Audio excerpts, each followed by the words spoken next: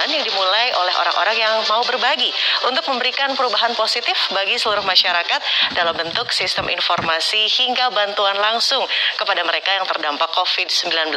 Mengapa gerakan ini dibuat, apa tujuannya, dan bagaimanakah program ini dijalankan? Untuk membahasnya lebih lanjut, sudah hadir bersama kami melalui sambungan virtual, ada aktris dan juga konten kreator Baim Wong yang juga tentunya mendukung gerakan Indonesia Pasti Bisa. Selamat sore, Mas Baim. Hai, selamat sore juga. Halo. Selamat sore. Sehat-sehat ya, kelihatan kalau dari senyum lebar ya, sehat-sehat selalu. Mas, tapi yang patut kita apresiasi adalah semangat ya. Indonesia pasti bisa. Kita semua udah pada capek untuk menghadapi pandemi kurang lebih 2 tahun ini gitu ya. Dengan adanya Indonesia Pasti Bisa, ada suntikan semangat tersendiri. Ini siapa penggagasnya, Mas? Ini berangkat dari semangat gotong royong sih ya, dan kepedulian sebenarnya, dan merupakan gerakan, kalau saya bilang ya, kebersamaan yang dimulai dari orang-orang yang mau berbagi, dan tujuannya untuk memberikan perubahan positif bagi seluruh masyarakat dalam bentuk nyata melalui sistem informasi hingga saluran bantuan langsung kepada mereka. Nah, itu langsungnya itu loh yang terdampak COVID-19 itu. Oke, jadi sebetulnya rame-rame gitu ya, penggagasnya ada seorang yang mungkin katakanlah saya bisa bantu A, saya bisa bantu B, lalu kalian berkolaborasi, akhirnya membuat Indonesia Pasti Bisa. Iya, jadi itu tergabung ya, ada public figure, ada influencer, ada corporate, terus ada kayak kita influencer ya, media NGO dan juga masyarakat umum, gabung semuanya membentuk gerakan Indonesia Pasti Bisa. Oke, Mas Bayu sendiri apa yang sudah dilakukan untuk gerakan Indonesia Pasti Bisa ini? Kalau saya sih lebih ke arah pertama itu sebenarnya ada 5 tower ya, waktu itu kita kasih bantuan, waktu itu masih kosong. Ingat banget saya itu benar-benar gimana caranya ya untuk membantu, akhirnya kita semua bergabung dan akhirnya bantu. Jadi karena semua rumah sakit itu udah penuh banget, akhirnya kita menyuplai lah untuk 5 tower itu pertama kalinya.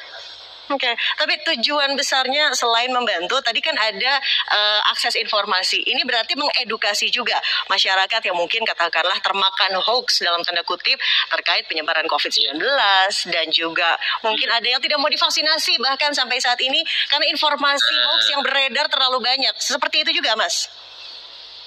Iya, pokoknya ya berbagai wadah terbuka bagi kalangan public figure, pengusaha, serta perusahaan untuk memberikan bantuan ya dalam bentuk apapun dengan menyediakan platform yang dapat diakses masyarakat yang terdampak maupun tenaga medis ya. Jadi kalau saya bilang sih sebenarnya dengan banyak orang yang mau panik ya kalau dalam sekarang ini, nah kita itu memberikan aksi nyata untuk terjun langsung memberikan solusi agar kepanikan tuh nggak terus-terusan meluas, dan membantu tenaga medis Indonesia juga di saat melonjaknya pasien COVID ini gede-gedenya kan, dan kita semangatin dengan ya kita berjuanglah untuk sembuh gitu loh. Oke. Tapi berkali-kali tadi dikatakan ada kata-kata terjun langsung begitu ya. Terjun langsung di sini maksudnya Mas Baim dan teman-teman itu belusukan atau bekerja sama dengan katakanlah ada pengumpulan dana secara virtual untuk diberikan kepada masyarakat gitu kan. Ada apapun yang terjadi selama kurang lebih berapa lama sudah berjalan ini, Mas, Indonesia Pasti Bisa? Kita cepat banget sih, dan ini kemungkinan udah saya nggak tahu pastinya ya, tapi ini cepat banget, dan yang terkumpul itu sudah sangat banyak. Dia selalu data ya, dan saya senangnya di Indonesia Pasti Bisa itu benar-benar langsung ke orang, bahkan saya sendiri pun gitu ya, saya bilang kepada yang panitia dan semuanya itu, saya mau dong ikutan itu, saya bilang, karena saya senangnya apa? Karena langsung ke orang-orangnya, kita tidak perlu takut untuk ini kemana sih ininya, uangnya enggak, karena di datanya persis banget dengan apa yang dikeluarin, jadi kita percaya, dan itu yang mungkin ya orang-orang lainnya juga percaya karena mereka melihat memang donasi yang terkumpul itu langsung kepada orangnya. Oke. Kalau saya pribadi langsung... kalau saya turun ke lapangan maaf, kalau saya pribadi untuk turun lapangan, karena memang lagi keadaan seperti ini, saya tuh nggak cuman maunya itu mau banget sampai kadang-kadang panitianya sendiri ya, karena kerumunannya itu sih takutnya. Tapi kalau misalkan ditanya mau banget sebenarnya kita sama tim, mungkin teman-teman sekalian gitu ya, pasti mau sih di Indonesia, pasti bisa. Baik, saya yakin niat-niat baiknya juga sangat diapresiasi. Ingin langsung juga kangen begitu ya bertemu dengan korban dalam tanda kutip terdampak pandemi, tapi tetap kita harus ingat bahwa prioritas adalah protokol kesehatan, di mana untuk memutus mata rantai COVID-19 betul-betul harus menghindari kerumunan. Mas Baim, tapi sepanjang kurang lebih 1,5 tahun pandemi terjadi di Indonesia, saya yakin sebagai konten kreator Anda juga peka terhadap what is actually going on di masyarakat. Yang dirasakan pribadi oleh Mas Baim sendiri seperti apa sih? Kalau saya pribadi itu, saya yang tadinya cuek gitu ya, cuek banget akan seperti ini, tapi kebalikan sama istri saya, Paula ya, dia itu menjaga banget. Yang akhirnya kita itu saling isi. Yang tadi saya cuek banget, akhirnya saya diisi dengan kehati-hatian yang benar-benar hati-hati ya, tapi tidak panik.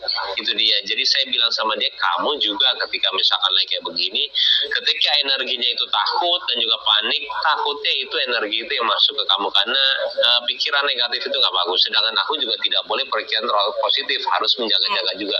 Jadi kita saling isi di situ. Karena yang menurut saya paling penting di pandemi begini ya, mindset kita sih.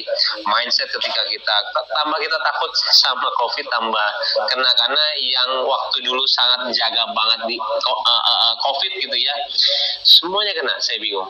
Semuanya kena. Itu yang dia benar-benar jaga, kalau datang ke sini harus di PCR, harus apa ini, dan akhirnya kena. Kalau saya pribadi malah alhamdulillah ya, sampai sekarang juga alhamdulillah saya juga belum, tapi saya bilang juga ketika memang kena ya sudah, saya jalanin aja apa ininya, stepnya, tapi saya tidak panik. Saya nggak setiap hari saya itu ditakutin sama perasaan seperti itu, enggak. Iya, jadi intinya untuk menghadapi pandemi itu jangan abai, tapi juga jangan lebay. Tetap tentunya mematuhi protokol kesehatan dan memberikan semangat, salah satunya melalui Indonesia Pasti Bisa. Ini untuk menjaga dalam tanda kutip kewarasan kita bersama ya. Mas Baim, tapi pernah tidak mendapati begitu kasus yang selama ini mungkin orang-orang masih belum taat terhadap protokol kesehatan? Mungkin diingatkan oleh Mas Baim sebagai influencer, sebagai konten kreator, begitu bahwa hey, yang namanya masker itu menjadi sebuah kewajiban, keharusan di masa new normal ini. Mas Baim, silahkan bercerita. Iya, kalau saya pribadi juga, aduh ya Allah, kadang-kadang saya juga di Indonesia itu saya bingung ketika ada hukuman pun yang jangan misalkan nggak pakai masker kena ya, dia masih bisa loh nggak pakai masker loh, itu ya. Di Indonesia tuh hebat. Jadi hukuman terkadang kok nggak ini ya, tapi memang benar sih harus ke arah yang seperti itu supaya takut. Tapi kalau saya pribadi, pakailah masker, karena kita dulu juga ada gerakan gemas, gerakan memakai masker juga ya, dan itu juga kita satu Indonesia gratis. Waktu itu belum pakai masker dianjurkan ya, kita gratis karena banyak orang yang susah untuk membeli masker aja. Dan di situ aja sudah mulai terbangun yang, jadi sebelum Indonesia Pasti Bisa itu sudah terbangun sih. Kita aware ke arah ke COVID, walaupun saya tidak bisa bilang ya orang-orang di belakang itu orang-orang yang hebat yang tidak mau disebutin namanya. Yang terkadang saya pun malu ketika saya maju, yang dibilangnya itu uang saya. Saya bilang bukan uang saya, itu uang orang-orang hebat di belakang saya. Saya pun ketika dipuji banyak pujian gitu, ketika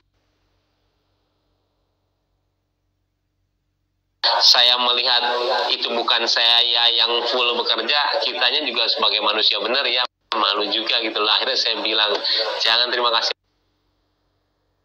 sama saya. Banyak orang yang tidak mau kelihatan di belakang saya yang suruh saya maju. Dan sama seperti ini ya, Indonesia Pasti Bisa juga terlalu banyak sih. Terlalu banyak banget orang-orang di belakang ini yang saya nggak bisa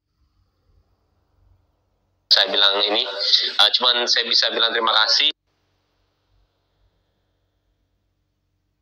Dan asli deh, beneran. Sekarang itu benar-benar disiplin dengan apa yang namanya protokol, memakai masker, dan juga semua ya, cuci tangan, semuanya itu yang dianjurin pemerintah tolong lakuin, karena ngeri banget sih. Takutnya kita Indonesia saya takutnya lama untuk penyembuhan COVID kalau memang kita tidak disiplin dengan protokol, itu dia.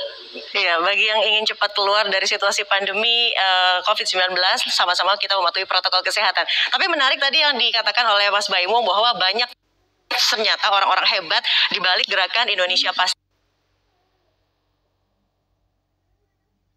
Bisa. Ternyata masih banyak orang-orang baik di Indonesia yang ingin satu sama lain kolaborasi dan membantu semua yang terkena pandemi COVID-19, dan kita akan membahasnya lebih lanjut selepas jeda pariwara berikut ini. Tetaplah bersama kami.